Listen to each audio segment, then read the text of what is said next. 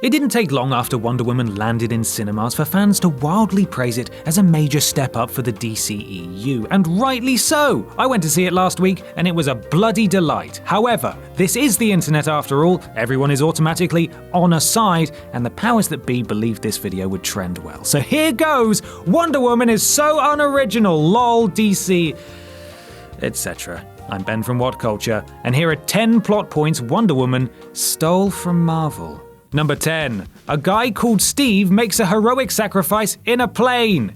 Yep. Wonder Woman concludes with the heroic Steve Trevor sacrificing himself in order to destroy a plane containing weapons of mass destruction. Sound familiar? Almost the exact same thing happens at the end of Captain America: The First Avenger, where Steve Rogers crashes Red Skull's plane into the Arctic in order to stop its weapons being used on numerous cities around the world. Unlike Trevor, however, he's merely put on ice and thawed out 70 years later. The similarities between the two characters don't even end there, though. They're both in the army, both ride motorcycles, both fight Germans in a world war, and they're both played by famous actors named Chris, and are both utter dreamboats, am I right, lads? Am I right? Number 9. The superhero is a fish out of water. Wonder Woman also bears numerous similarities to the first Thor film. For one, both Diana and Thor leave their homesteads with only the flimsiest of chances of actually returning to them and find themselves struggling to adapt to the ways of Earth, much to the embarrassment of their human chaperones. For Thor, this becomes apparent during the diner scene, where he smashes a cup of coffee and demands more, and for Diana, it involves her trying to dress appropriately, eating ice cream, and cooing somewhat embarrassingly at babies. Number 8. The evil German villain who has a smarter sidekick. Wonder Woman's apparent main villain is General Ludendorff, who was later revealed to have a special supernatural-style enhancing elixir cocaine stuff created by his much smarter and much more interesting underling, Dr. Poison! Ludendorff dies, but Poison manages to escape to fight another day. Captain America similarly faces an evil German as his baddie, one Johann Schmidt, who has a supernatural affection by the way of his Red Skull persona, and works with a sidekick, the Nazi biochemist Arnim Zola. Like Poison, Zola is also much smarter than his boss, and survives the end of the film to sort of reappear in The Winter Soldier. Number 7. That present-day frame narrative. Both films also have a present-day frame narrative, with Wonder Woman depicting Diana working in the Louvre as she reflects on her time spent in World War I, while Captain America's book-ending scenes show Cap being thawed out in the Arctic and then getting scooped up by Nick Fury to join the Avengers. Similarly, Wonder Woman ends with Diana back in present-day superhero mode as she immediately joins the Justice League, what with both films releasing shortly before their first big team-up movie of their respective universes. Number 6.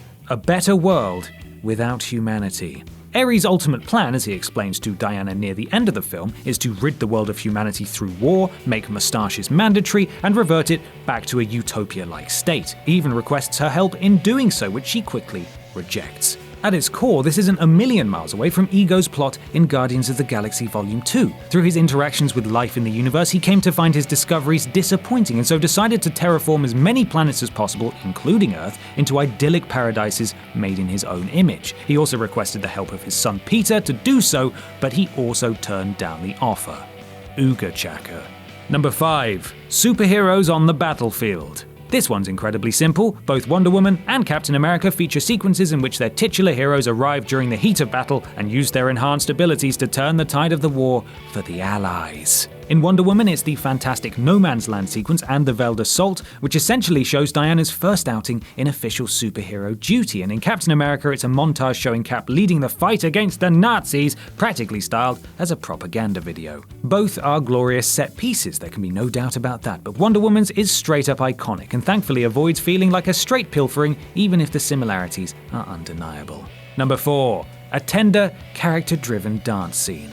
Following Diana, Steve and company's successful assault on Veld, they party the night away, leading to a tender scene where Steve teaches a reluctant Diana to dance. Similarly, Guardians of the Galaxy features a welcome break in the action where Peter introduces Gamora to the musical stylings of Elvin Bishop's classic Fooled Around and Fell in Love, and despite her initial protest, he briefly coaxes her to dance before, of course, she refuses his pelvic sorcery. Number 3. The bait-and-switch villain. Wonder Woman's big twist is that General Ludendorff is not, in fact, Ares, but rather the God of War's real identity turns out to be Imperial War Cabinet member Sir Patrick Morgan. This is rather reminiscent of the similar bait and switch in Iron Man 3, where Ben Kingsley's character is revealed to be an actor named Trevor Slattery, hired to act as a fake Mandarin, while Guy Pearce's apparently real iteration of the supervillain operated in the wings. Thankfully, the Ares reveal didn't upset fans like the Mandarin twist did, even if it was insanely predictable to anyone who had been remotely following the film's production, which I hadn't, so it was quite nice.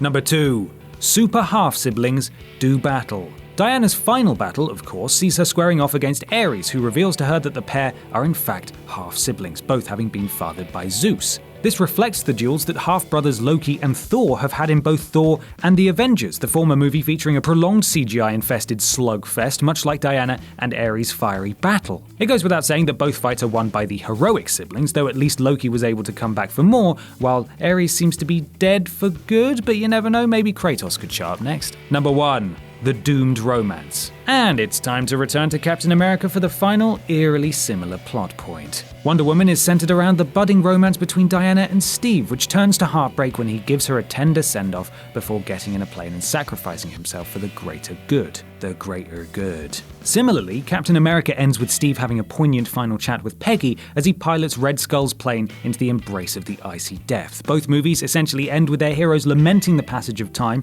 and their duties getting in the way of romance, but they both manage to pull it off surprisingly effectively, and both are great.